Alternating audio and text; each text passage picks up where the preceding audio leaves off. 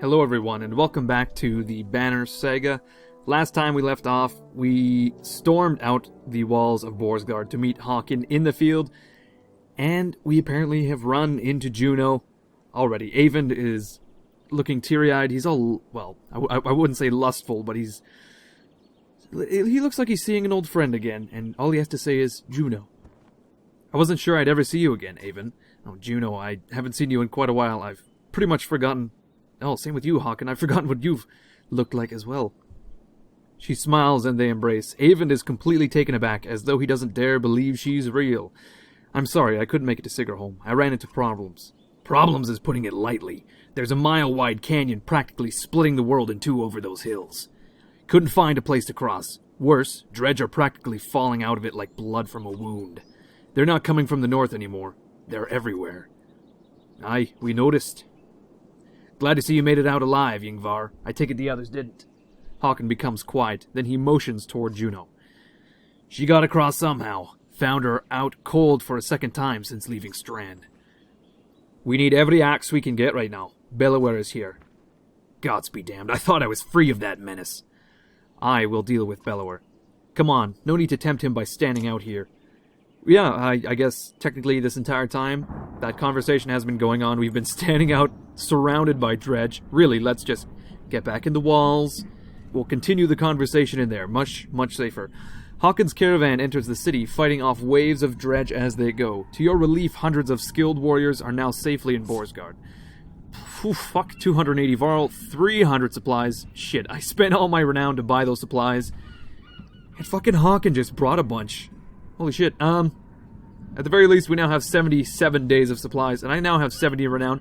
I think I may have to point out, actually, this is one of those situations where I had to replay a battle off camera just to get to the same spot. So last episode, when I got my ass kicked at the end of it, right before we met Juno, I actually replayed this battle off camera today, and I won it. So I received a ton more renown, and I don't think that will have a effect on the story, but I suppose we will find out. Just thought you should know, just in case.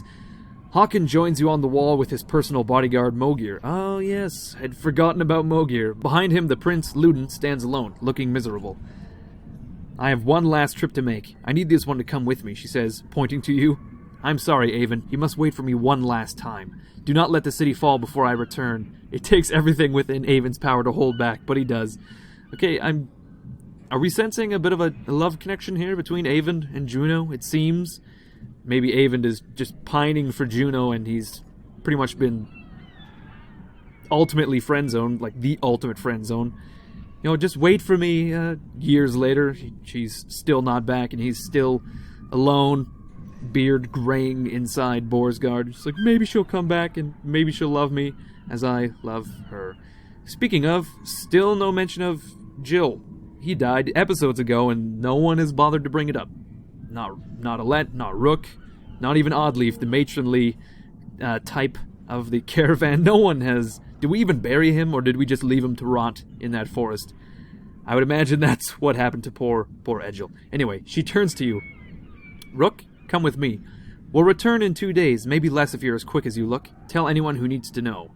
I'm not going anywhere. We'll be slaughtered out there. Where? Why? Well, first of all, we are going to listen to Juno, as she's really the only one that seems to know what's going on. She talked to a fucking serpent, a giant world-eating serpent, and for that reason, I'm forced to respect her and do pretty much anything she says. We'll be slaughtered out there. Yeah, potentially, but really, where and why is what I'm more curious about. Not far, says Juno. She pauses and something shifts in your vision for just a moment. I know it's hard, she says, her voice filling your head, and you've already been through a lot. As she speaks again, the rest of the world melts away. But you're needed. You can't find the words to argue. Oh my god. She's done a mind meld with us, and now we are... Oh. What in the world? Here's all those tall fucking dredge that I'd pointed out last episode. Looking like some kind of pilgrimage, or some kind of clergy, perhaps, lining the streets, the roads outside of Borsgard. Anyway, some freaky shit is about to happen, it seems. I'm hearing some weird ebbing and flowing kind of noises going on. Anyway, you don't remember leaving the city, but here you are, walking through unfamiliar ground behind Juno. You're alone, aside from hundreds of dredge who are all facing towards an enormous stone ahead. The hairs on the back of your neck stand up. Jesus Christ, this game never fails to deliver on the mystery factor or curiosity factor. Oh my god. It's another godstone? Perhaps? Is it the godstone of the dredge? Or is it some kind of philosophy? I don't know, but these dredge appeared to be very intrigued as to what is going on with this godstone. Yes, it's a godstone. We are at the godstone of Straths. You glance nervously around, but the dredge didn't seem to hear her. It's okay, you can speak. Softly. Are we doing kind of like a planeswalking thing? Like we're not actually here, we're kind of ethereally walking to this? Holy shit, what? Is this where you're going to sacrifice me? What? Juno smiles. What could have come across as profoundly creepy looks sincere instead. What in the fuck? No one mentioned anything about sacrifice, but Rook is just immediately like, well, this looks like it's a human sacrifice kind of situation. No, the dredge cannot see us. To be more precise, they can see us, but I've convinced them to be unconcerned. I can understand your apprehension, though. Oh, so Rook apparently thought Juno was like a double agent, out to weaken the leadership of Man and Varl, apparently. Just for a brief second there. Anyway, Juno waits patiently for our reply. Who are you? What are we doing out here? Why are we surrounded by dredge? Why did you pick me? All of the above. But we'll start with one. Who are you? I wish we had time for a proper introduction. My name is Juno. I'm on the Mender Council. You've met Avon, my apprentice. How are you doing these things? Controlling minds. I thought Menders built things and healed wounds. You are right. Menders do these things. Some of us still practice the teachings given to the Loom Mother's first creations. We are called Valka. I believe I am the only one who can influence another's mind. Then why not take control of Bellower? I learned the talent to heal minds, not control them, though even some Valka have trouble believing this. Taking control of Bellower, it is the difference between convincing a child to sit still and telling a starving bear to stop being hungry. The truth is, we're rarely a match for the Sundir anymore. Our advantage is that we can train more Valka. It also is our weakness. The Valka pass on and lose their knowledge, while the Sundir simply grow older and more powerful. Bellower is both immortal and beyond my influence. To a point. Then how do we stop him? The God of Secrets will play a part, as will you. Juno waits patiently for our reply. What are we doing out here? Do you know of the god Strauss? Few know the stone exists, even amongst those who have lived their whole lives in Borsgard. While Denglier deals in fortune, Stravs taught men the value of trade in a different way. He showed them it has consequence, two sides of the same coin. See the silver in the stone? The gales up here wear away the stone, but the metal remains. We need a piece of this silver. The god Stravs is wreathed by imagery of silver weapons. The myths say he traded these weapons to the gods, and they use them to kill each other. Those who seek out the stone call him the god of trade. The Menders call him the god of secrets. He was both. Why are we surrounded by dredge? They seem to be drawn to the godstone. There are many things we don't know about Stravs. Maybe they see him as a patron, or 'tis an attraction they cannot explain. Does Stravs have something to do with that serpent in Einertoft? What was that thing? I cannot say. Can't? I have my suspicions, but until I've had time at the Mender's libraries, it would be unwise to speculate. For all our knowledge, it always seems as though we know little. Imagine how the rest of us feel. On the contrary, the less people know, the more certain they tend to be. Juno waits patiently for your reply. Why did you pick me? Why didn't you take Avon or Hawken? You don't even know me. I apologize for putting you in danger. Avon must keep Borsgard from falling while we are away, and if something goes wrong here, I need to be certain one of us makes it back alive. I saw the thoughts of each person when I arrived at Borsgard. You were the only one I knew would return. What do you mean? You would find your way back to Alet no matter what. Let's get what we need and go. Okay. Indeed, you'll need to dislodge at least a fistful of the metal. We will forge it into an arrow to slay Bellower. Wait, after everything you've told me? Make a magic arrow to shoot Bellower? That's all it takes? Why didn't you do that a long time ago? Juno gets a faraway look in her eyes, the 1,000-yard stare. Here we go. No, that is not all it takes. What I tell you now must not be repeated, and I was going to say, we're not going to be privy to this. I thought it would be a blam, smash cut, but no. The arrow will not kill Bellower, even were it to strike his heart. He has no physical weaknesses, but it will sow doubt in his mind. When it pierces him, I will help him to believe that he is dying. The rest of you will convince him of it with sword and axe. Everyone who fights at your side must believe it to be true. You're going to trick him into thinking he's dead. That is the most insane... He really can't be killed? No. Someday he will awaken and realize he's not dead. I imagine he will be quite upset. First, we must make the arrow. Focus on the task at hand. She looks knowingly at the Godstone, waiting for you to start climbing. Rook, I am not certain how the dredge will react to when you do this. And behind us is a sudden drop. So, be careful. Okay, so we're going to mount this stone, climb up it, and remove some of the silver, I suppose. Fuck, she wasn't kidding about the sudden drop. We're on, like, the cliffs of Dover here. Why must we walk to the very edge of the cliff? I don't know. I'm going to pretend I didn't see that. Approaching the back of the stone, you start to climb, looking for a loose piece of the silver vein. Even without looking out onto the dredge, you can feel each sinister face watching you closely, held back only by Juno's influence. Panic races through your blood. Try to quickly wrench out the nearest chunk, climb higher where it may be easier to remove. Go back and tell Juno you can't do it. Fucking Juno, I can't do it, man. I'm a fucking bitch.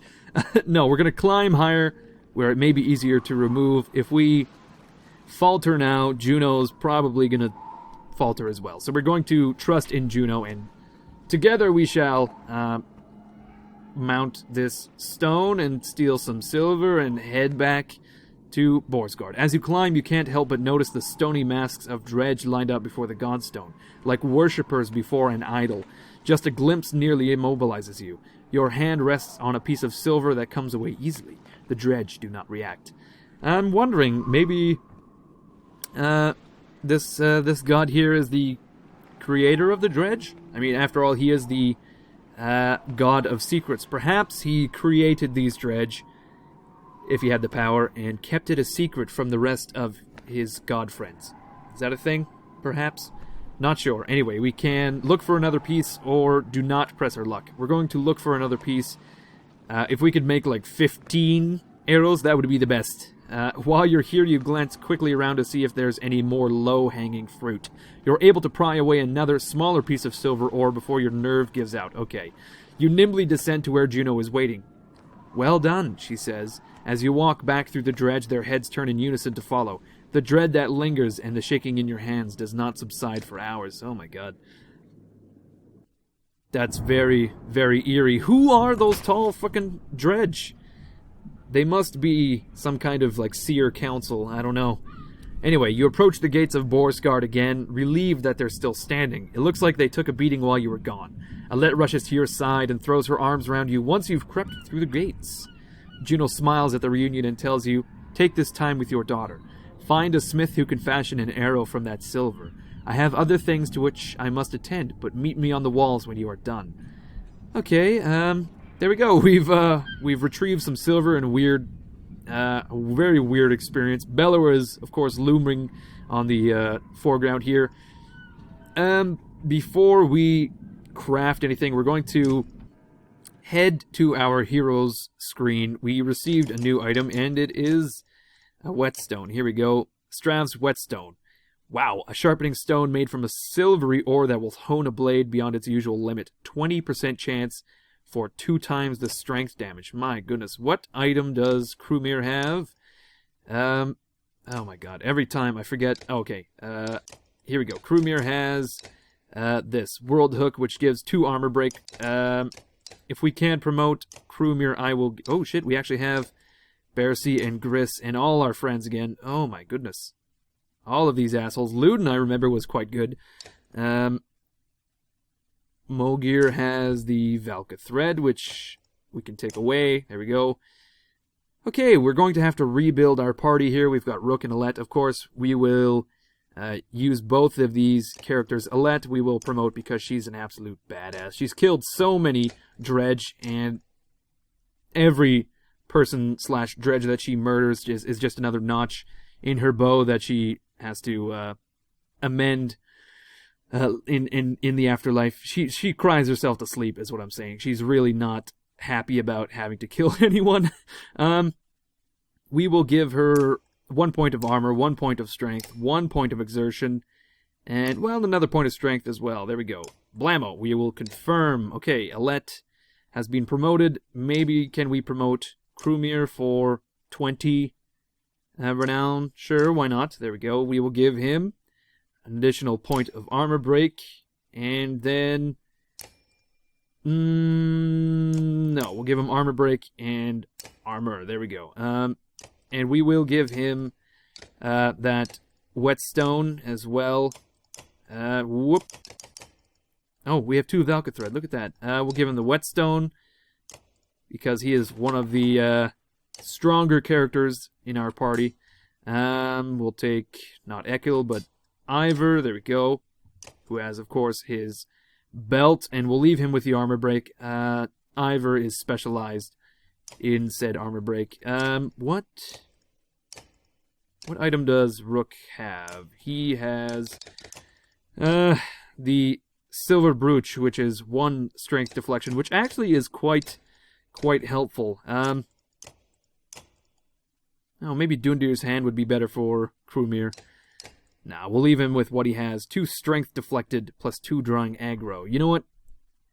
I would give this to Rook, actually, because he tends to draw the most aggro out of everyone. Like, no joke.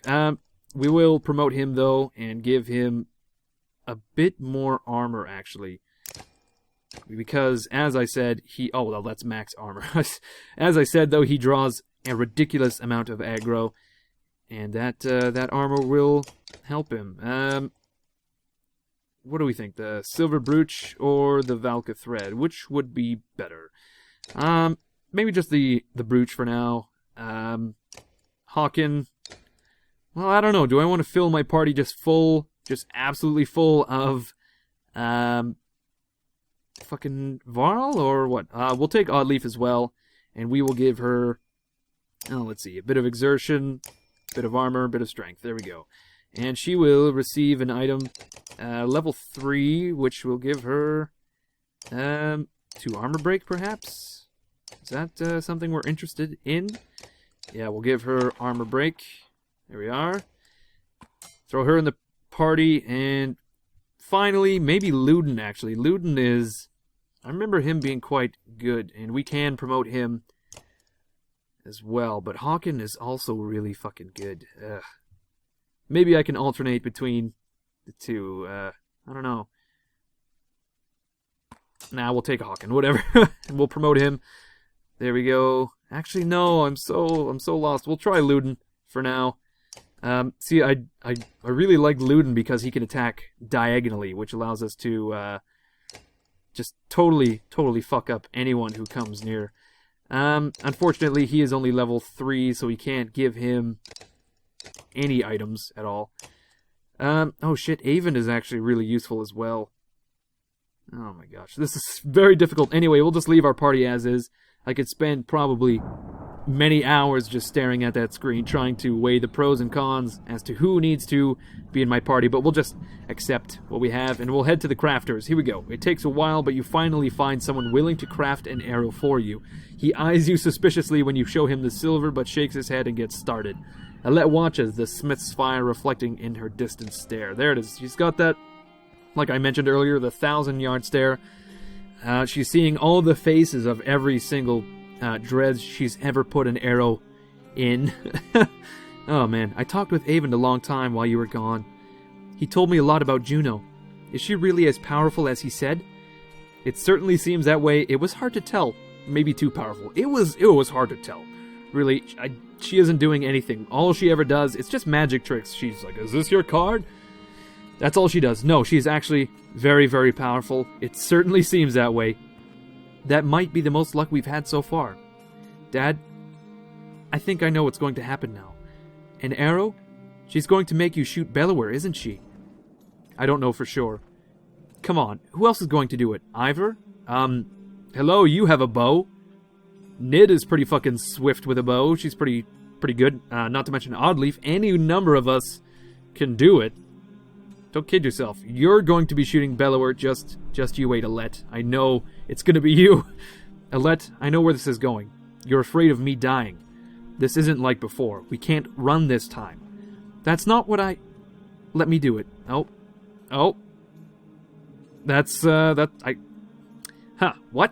That is not an option. I'll think about it. No, there's no time for thinking. What do you do when Bellower comes straight for the person holding the only thing that can destroy him? Let me speak. Everything's changed. Skogr feels so long ago. I'm not asking because I'm afraid of losing you. I'm not afraid. I'm not afraid of anything anymore. Let me do it because you know I'm a better shot. I have a better chance of puncturing his armor. We only have one shot. I'm not a child anymore. I'm not just some girl. I'm your daughter. I can do this. For once, let me decide what happens to me. Okay, I know you can do it. Take the arrow. Fuck. She smiles and takes your hand in hers. We'll survive this. I know we will. You sit by her side silently until the smith finishes his work. What a decision. Ugh. Heart-wrenching father-daughter shit going on here. Bellower... Oh, fuck. You son of a bitch. What is this? A massive tower? Huh. I didn't notice that before. Just some massive... Like a lighthouse, perhaps? A watchtower?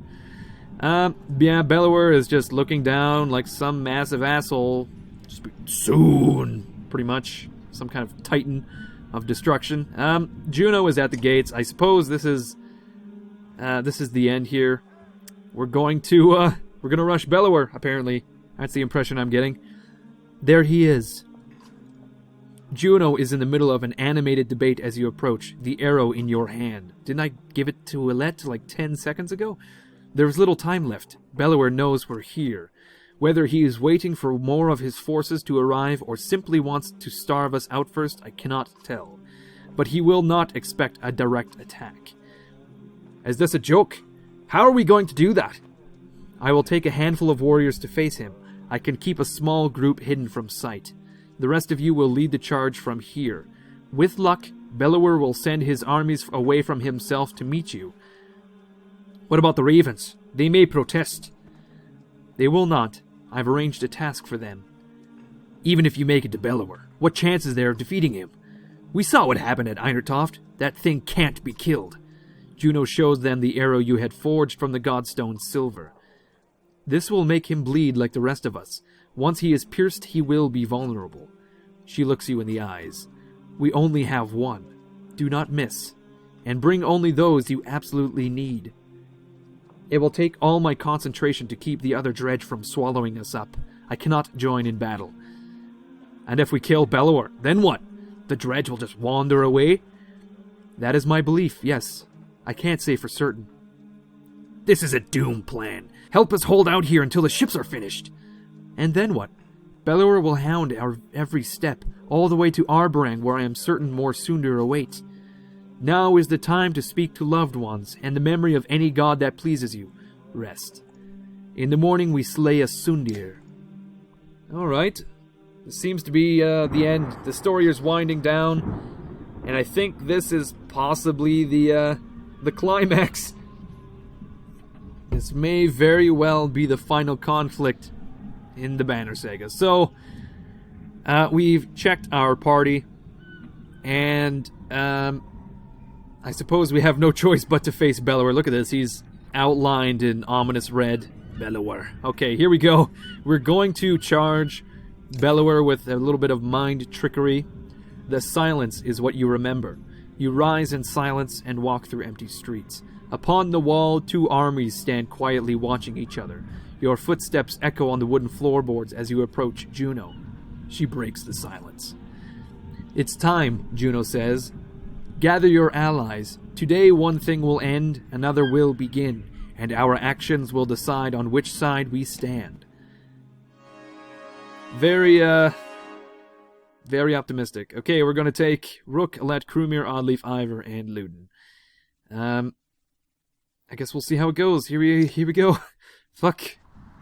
Still your fear. Listen, I will try to guide you. Okay, apparently we have found ourselves in the midst of, like, the very bodyguard of Bellower, potentially. What kind of arena is this? I don't really want to think about it. Anyway, our party has started to form up in the in this massive arena, I suppose is what it is. Okay, we are ready. I really should have put Alette at the end of the turn order, but what do you do? Okay, Rook is going to... Oh, I should have rested. Did I even have the option to rest? I don't think so. I think I'm going to... Oh my god, 2020. Well, that's not too bad, actually. We've seen Dredge, Colossus with similar stats. Well, similar defense. Not so much strength. I mean, these guys nearly have the same stats. Anyway, we're going to play a little more conservatively. We're going to build our walls. When I say walls, I mean a shield wall, of course. There we are. Can Rook attack? Yes. 5 armor break immediately on that guy. Nah, we'll just do 3 to begin with. Conserve our willpower for a little bit. Here comes Bellower. Holy shit. What an intimidating figure. Alette is going to move to take the place of her dear old Da. We'll end the turn, I suppose. Oh, a bit of slingers in here as well. Bellower regain his strength. Keep on him. Oh shit, we have to keep pounding Bellower, it seems. And Crewmere is gonna be the one to do it, it seems. Here we go. Fuck. Crewmere is gonna face Bellower head to head, do a bunch of armor break, and I suppose it's going to regenerate slowly. Is that what's gonna happen? Oddleaf is going to move to support. Can she do any damage? No, but she can't. Oh, she can do rain of arrows. I'd forgotten about that. We have to wait a turn though until we can do anything. Oh, fuck! Bellower's lieutenant has actually just smashed him and done damage to him as well. Very nice. Ivor's going to use a bit of willpower to move into base contact with this Scourge warrior. Do 9 armor break, nearly all of his armor in one hit. Holy shit. And in turn, he's going to lose quite a lot of health. The arrow cannot be used until his armor is broken. Look at that. Luden is going to charge forward. He's going to do a bit of impaling on Bellower, which is a knockback attack, if I remember correctly. We can't knock back Bellower, it seems. Holy shit. Ivor is immediately taking a bunch of strength damage. Holy shit. Which is not the greatest. A little bit more armor break from Rook. There we go. If we can destroy his armor and maybe, just maybe, do a bit more strength damage, that would be great. Speaking of strength damage, Alette is going to do 6 points there. Maybe Crewmere or... No. Luden and Crewmere are fucked. Either or. Oh my god! What in the fuck was that? That was absolutely deadly. He gained a bit more strength and whatnot there, and it seems knocked back everyone. And Oddleaf, as a result of that knockback, is not able to do any damage. Oh shit. Ivor is stunned. Everyone is stunned. We're fucked.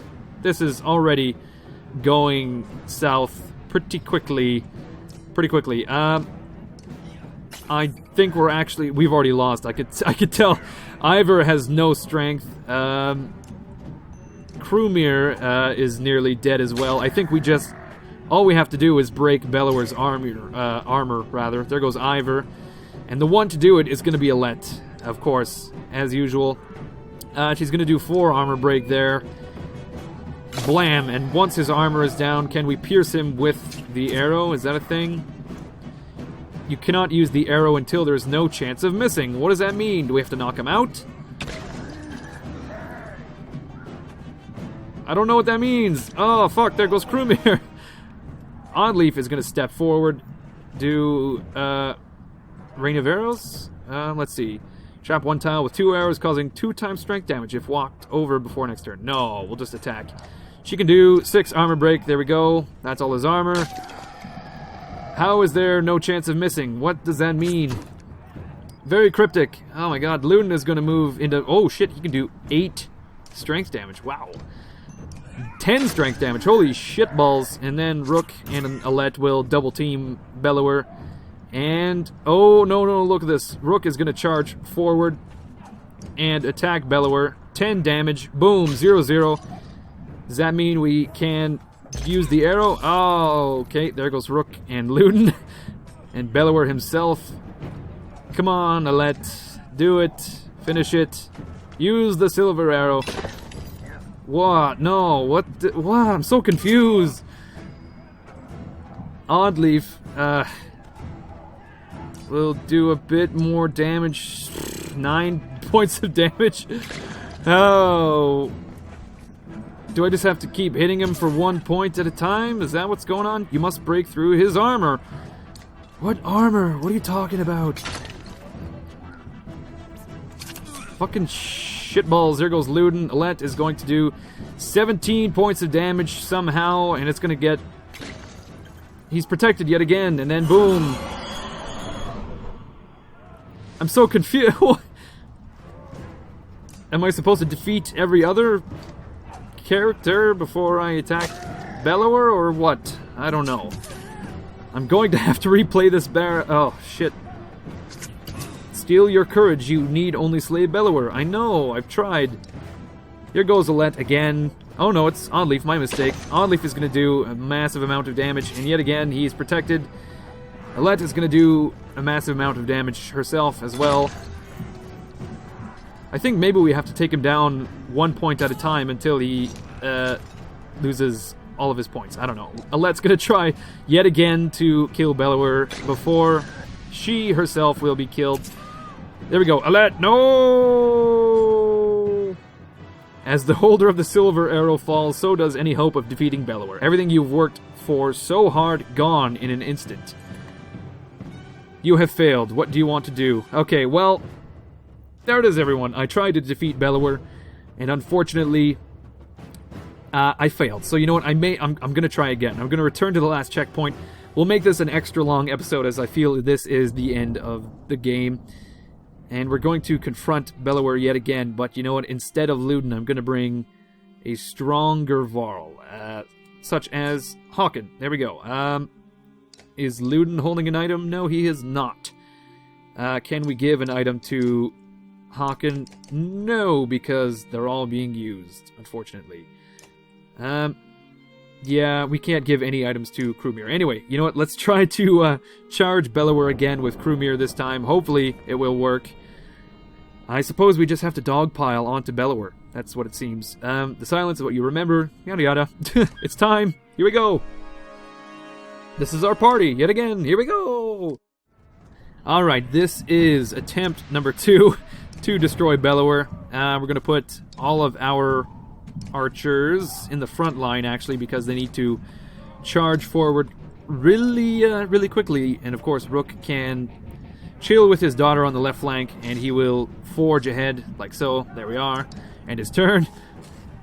We're going to, like I said, dogpile. Oh shit, silver arrow. I feel really stupid. I didn't realize that Alette would have a special ability. Wow. What? A dumbass. I apologize, everyone. This episode is going to be a little bit longer because I did something really stupid. But anyway, we are going to immediately destroy Bellower. 5 armor break at a time. And we'll throw that arrow right into his fucking eye. Alette, what's probably going to happen is that fucking arrow is going to sail towards Bellower, and then it's going to bounce off and probably pierce Alette right in the fucking heart. That would that would be what I would say is going to happen. We're going to trap some of the tiles around Krumir just in case. Ivor is going to forge ahead, obviously. going to do a battering ram. Can we do a battering ram on fucking Bellower? Is that a thing? We're going to headbutt him. Oh yeah, we did 5 armor break, and that was such a muted tone. On second thought, I really should have trapped the other tile, not the tile I did. Okay, we're going to put Hawk in here, because he will not be hit by those explosives once they go off. Oh. That was quite a weak trap. Nearly not worth it, but anyway, Rook is going to charge ahead. Can we do a Mark Prey? No, we should have not headbutted fucking Bellower, but there you go. We're going to do 7 strength damage to him, and then he's going to do a massive fucking, whatchamacallit? He's going to do his recovery move after this. Silver Arrow is going to be used once we do all the armor break. There we go. And then, of course, we can... Oh, here he goes. Nope, he just knocked Krumir out immediately. Holy shit. We're going to have to do a bit of armor break with Oddleaf here. 6 armor break, like so.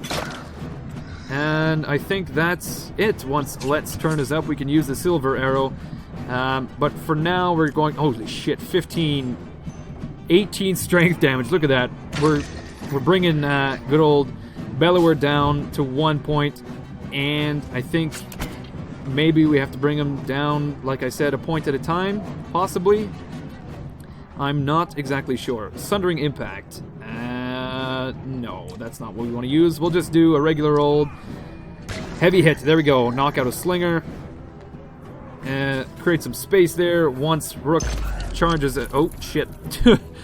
Rook will charge ahead and do a... Holy shit, 10 strength damage. I don't think we actually have to break his strength down. I think Alette just needs to use the Silver Arrow. Here we go. Okay. Holy shit. Are we ready for this? Alette's gonna shoot him with the Silver Arrow. Ah! We did it. Oh! What the fuck? Okay. I think he's freaking the fuck out now. We've poisoned his... Oh! What the fuck? Of course. Of course. Okay, Alette is dead, it seems. Her fucking back was broken and her corpse hit the ground. I heard it. Okay, well, I suppose it was Alette or Rook, but it was her choice. Oh, Alette, no, please help her. This is depressing. Haste, Rook, finish Bellower now. Okay, we'll pair up Krumir with this. Actually, no, we'll just, we'll pile all of our units on one side. We'll sweep through this fucking Scourge, take out this Stone Singer, and then, of course, deal with the massive asshole that is Bellower. I don't know how he got to Alette, but he straight up broke her back, I would say. And I don't know if you guys can hear this, but the music is depressing. I myself am quite sullen, I have to say. This is... End this now. Yes, thank you. Whatever your name is, Juno. I'm well aware of what's going on here. Okay, Ivor is going to move next. Here we go. Forge ahead. Ivor is going to... Oh, nice little animation there. He's going to charge towards this fucking guy and nearly take him out with one hit. Well, no. We'll just do 7 strength damage for now. And then Oddleaf will take care of him when it is her turn next. Bit of a shield smash thing, I suppose. Although Oddleaf, well, if she moves there we go. Now she can attack. We'll do 6 armor break just to make it easy for Hawken next turn, who will take out that asshole pretty immediately. Careful, he will respond to every strike, as does every person you ever attack. Juno, listen, you're starting to come off like Navi and fucking Ocarina of Time here. Like, listen, looks like his eyes are a weak spot. Yes, we know, eyes are always a weak spot in Nintendo games. Brook is gonna end his turn over there. Hawken, oh my god, is gonna get demolished by fucking Bellower. Krumir is going to... not move there. Oh, fuck. Krumir will have to... Okay, hopefully Ivor can go around the long way. But Krumir is our strength master. Unfortunately, he has to do a bit of armor break. Oh my god, why is Bellower going... He latches out for every blow he takes. I see. See, now what you said earlier makes a little bit more sense. So I guess we have to do really heavy blows. Armor break, there we go. Will Ivor survive that strike? Very nearly not, but Oddleaf will come in to save the day. Oh, well, fuck. 6 armor break. There we go. And then he will knock out... He didn't knock anyone out, luckily for us, but we can do a shit ton of strength damage now because his armor is broken. The tension is rising. Fucking Rook is rip-roaring, man. He's shooting Bellower in the balls with every arrow he has at his control. Hurry there, becoming hard to control. Okay, she is beginning to falter, and Krumir, our strength master, is starting to knock him down. And it's gonna be Ivor who finishes it. Oh, he's stunned. Shit. Can Oddleaf do it? No, you know what? Quite symbolically, it's gonna be Rook who does it, if he can charge ahead in time. Yes, no, Rook. Bellower's wounded. End this. Rook, you can do it, my friend. Slay him. Fucking unbelievable. There we go. Rook has done it. He's knocked Bellower out, although apparently Bellower is indestructible, so this... Oh my god, the music, the climax of the music is immense. Holy shit. No, not her. Where are the menders? Rook, she is beyond their help. Stand up. You're only barely aware of the surrounding chaos as Dredge flee from Varl warriors who push their advantage. Bellower is dead. You are not. We must go. Let me carry Alette to Borsgard. We'll honor her properly. Juno was right. With Bellower fallen, the Dredge flee the field of battle. You return to Borsgard, but have almost no memory of doing so, aside from an image of Alette's still body being carried in Ivor's arms. Wow. This is fucking intense. I'm sweating bullets. And we're going to talk to Avon on the wall, apparently. So we should have the time we need to finish the ships. I think you're right. The Dredge don't seem to be interested in us anymore. Since Bellower fell, they've been going their own way. The Ravens have been keeping the docks clear. Juno's talking to them about something now. When those longships are ready, we'll be able to sail all the way to Arborang. With luck, before the darkness shows up here. How far south has it spread? I couldn't say. Hopefully not far. We'll get the prince back to his home, and Hawken has already decided to come with us. Well, there's not much else to go back to. The two look up as you approach. Look, it's time. Soon we'll be ready to leave Borsgard. Find somewhere safe. One ship is done already at the docks. I had it prepared for Alette. I'm not ready to see this. Come, Rook. It's time to honor your daughter.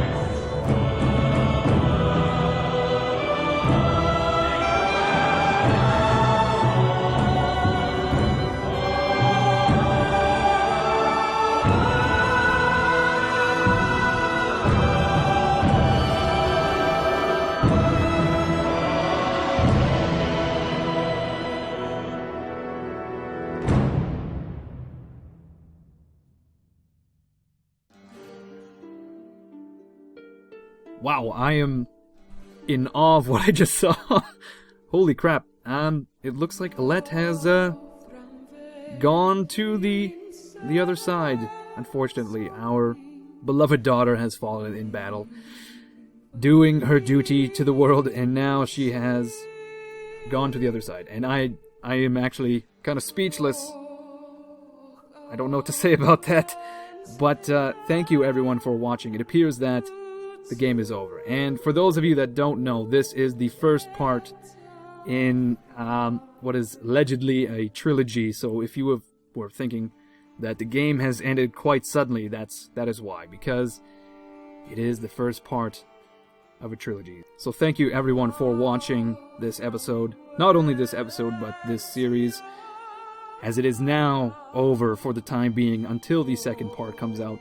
What a game. I gotta say, absolutely love this story. I still, to this day, have no idea as to what's going on. And roughly 25 episodes, and I still have no idea. And I could not have predicted the route the story would have taken from the first episode. This is not the game I thought it would be. Well, I mean, it very nearly is. I thought it would be a story-driven Viking RPG, which of course it is. But I mean, this is not the route I thought the story would take. And the world is a lot richer than I thought it would be. I did not foresee the mystical aspect of the Banner Saga, which was a pleasant surprise. The art was absolutely wonderful. The imagery is absolutely wonderful. And as we can hear now, the music is beautiful, and I feel compelled to just let the credits roll to the very end, as these people deserve every ounce of recognition that we can give them. So I think that's what I will do. I will let the credits roll to the very end. You don't have to watch it, but maybe, just maybe you will. This is just I would say a token of gratitude from me to the developers. So once again, everyone, thank you for watching the series. This has been the Banner Saga, the first of the trilogy, and I suppose I will see you guys when the second part comes out.